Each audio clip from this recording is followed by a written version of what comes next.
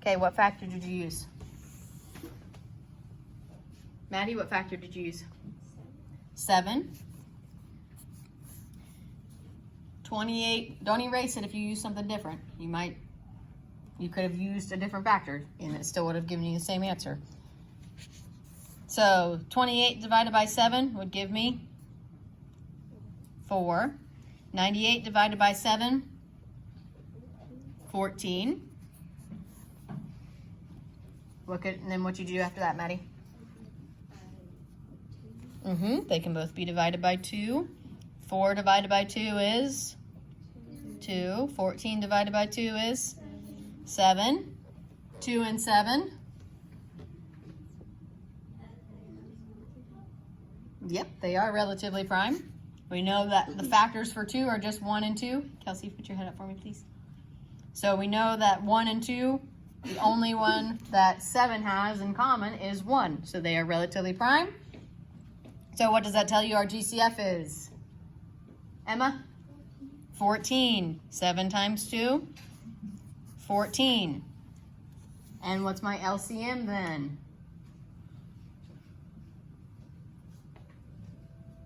Evelyn? I got 196. 196. How did you find it? What did you do? I did 114. Yep, because we had to multiply the side and the bottom.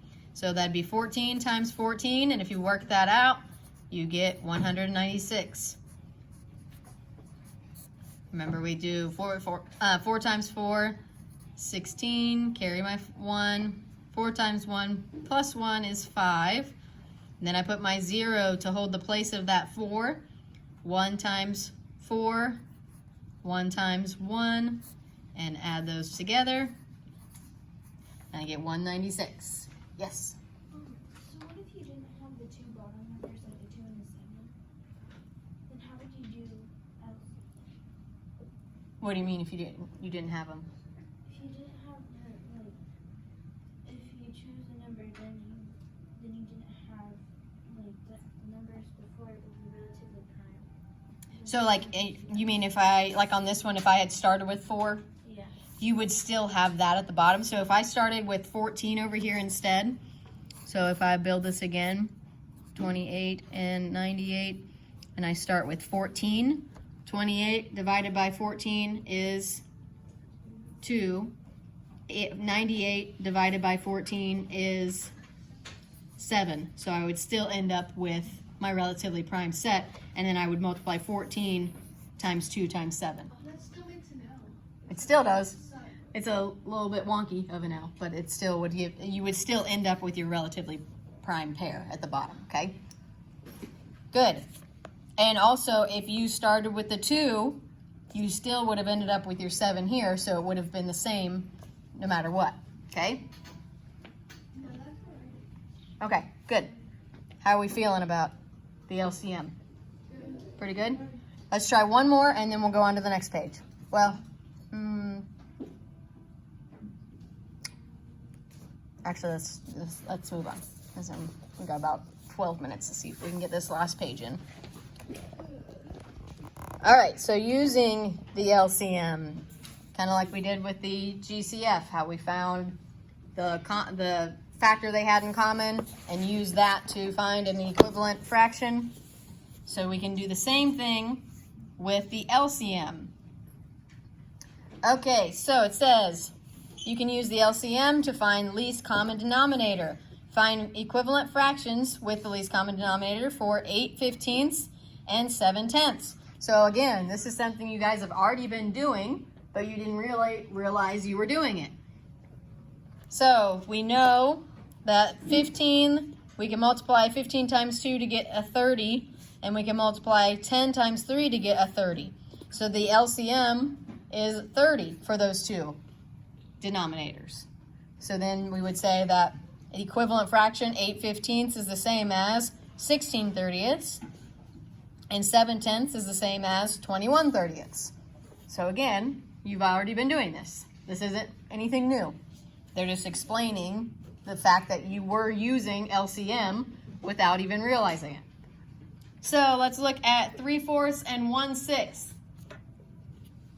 What is the LCM for those two denominators, for 4 and 6.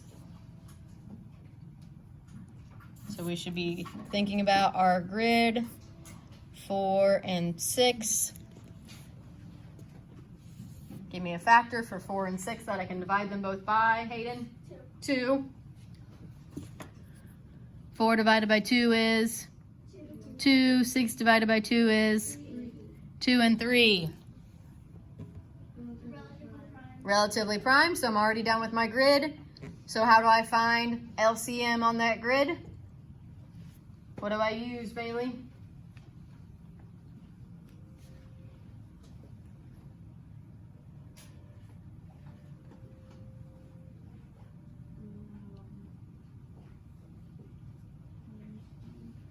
Which numbers? I don't know if you can see it. I'm going to try zooming in and see if it freaks out again. Oh, okay. It's good for a second.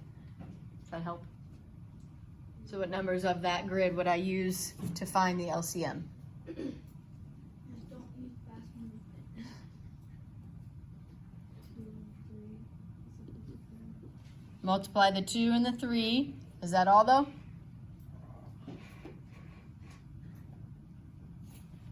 Remember on GCF we use just the side. On LCM we use the side and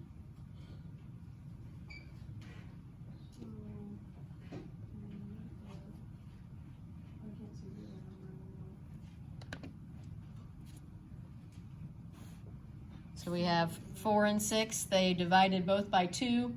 So we have 2 and 3 as our other factors. Yes, so you multiply 2 times 3. So what does that get me? Elena? 12. So the LCM for these two denominators is 12. Now, what would that turn 3/4 into if I made it into 12ths? Maddie? 9/12. Good. How did we go from 4 to 12? We had to multiply 4 times 3 to get to 12. So then we had to multiply 3 times 3 to get to 9. And what would 1/6 become in 12? Tavia? 2/12. To get from 6 to 12, we have to multiply times 2. So then 1 times 2 is 2. So again, so you guys have already been doing this. We've been finding equivalent fractions. The first step on finding fractions between fractions was finding a common denominator. So you've already been doing this, you just didn't realize what it was called, was the LCM. Let's do 20 and 12. What is our LCM for 20 and 12? Give me a factor that I can divide both of those by, Jagger. 4. 20 divided by 4 is 5. 12 divided by 4 is 3. 5 and 3. Maddie? Relatively prime. So what do I use to find the LCM then? Devin? 4 times 5 times 3. Very good. So 4 times 5 is, everyone? 20 times 3 is 60. So the LCM, my new denominator, is going to be 60. So both of my new fractions need to have the 60 as the denominator. Now, how do I go from 20th to 60ths? Tavia? Multiplied by 3. So 9 times 3 is, Tavia, go ahead. 27. Very good. How do we go from 12 to 60? Hayden?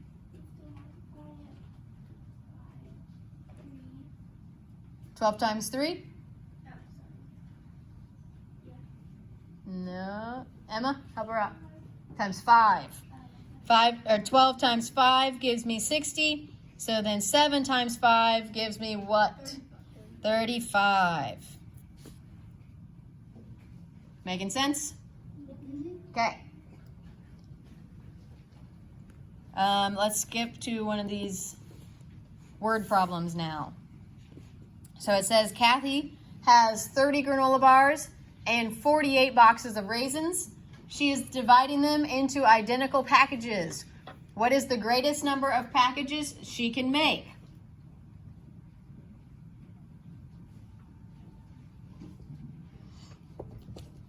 What do we do then?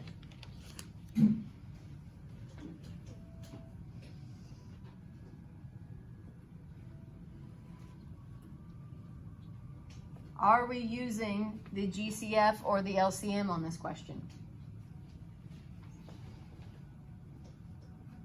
If we're starting with big numbers here and we want to think about how many identical packages she can put together, are we using the GCF or the LCM?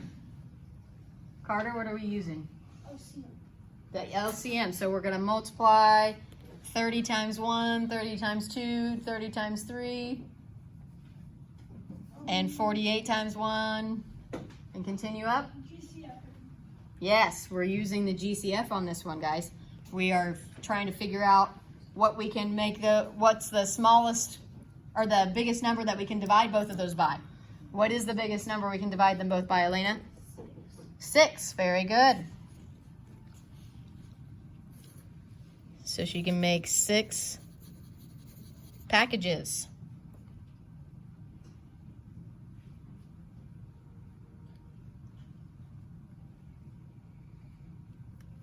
And for our explanation, Oop. Had a little mini seizure. Saved itself.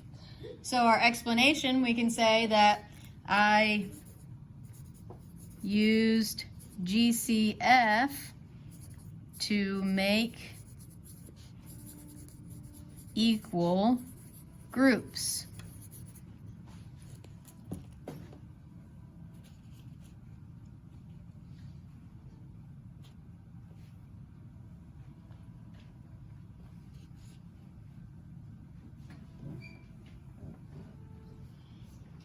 And then number 5, it says, suppose a new car's oil is changed every 5,000 miles and its tires are rotated every 8,000 miles. What is the earliest mileage at which it will need both? So are we thinking of making it smaller into equal groups, or are we thinking of multiplying it up to find until when they come in common again? Maddie? It is LCM, yes. We are thinking of multiplying those two numbers, 5,000 and 8,000. You can think about taking those zeros off, so just thinking of 5 and 8. Thinking about those multiples, 5 times 1, 5 times 2, until you come up with, or we could even build our grid for 8 and 5.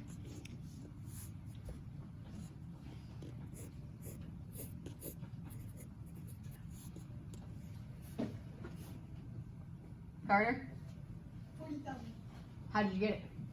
I took away the zeros and just did 5 times 8 and it gave me 40, and then I just had to go the zeros. Good. So if we think about our grid here, 8 and 5, the first thing we think of is what factor can they both be divided by? 1, 5. Can 8 be divided by 5?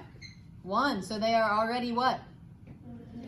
They're already relatively prime. So that means that we would just be multiplying these together to get the LCM.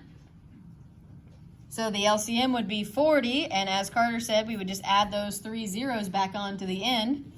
So it would be 40,000 miles.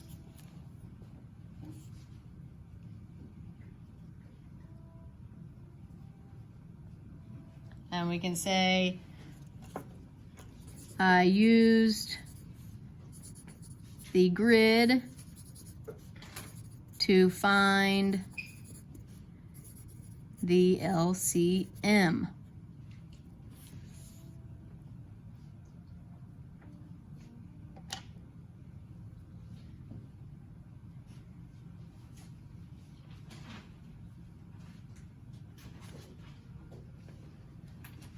After you've gotten that written, go ahead and get your planners out. We have home link 2-2 for homework for tonight.